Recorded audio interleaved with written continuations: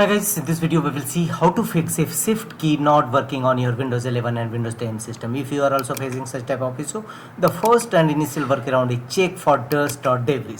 There may be a possibility of dust on your keyboard, so you must clean gently on your keyboard key and check whether your shift key working or not. If not, go to the next fixes, right click on a start button and choose device manager.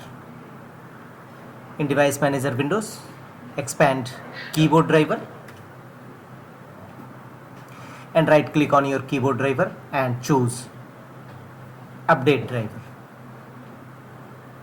How do you want to search for your drivers? Choose search automatically for drivers.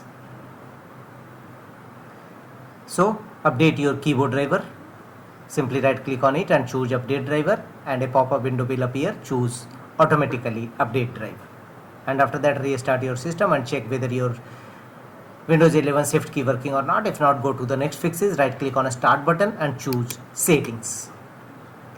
Here in settings, from the left side of settings items, go to accessibility from the left side. Thereafter go to right side. Here scroll down and you will find keyboard under interaction section. Open keyboard. Here you will find filter keys.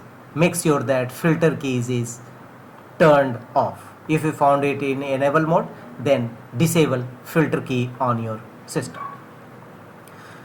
The next workaround to fix this issue is go to Windows search and here type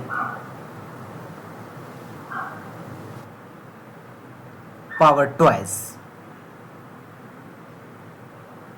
In Windows search, type the power twice. If you have installed or using power twice in your system, then make sure that power twice not restrict your shift key. So simply go to Windows search and open power twice in your system. Open it. Here go to keyboard manager. Under available quick access menu, otherwise scroll down and you will find keyboard manager toggle button. Simply disable keyboard manager from here and restart your system.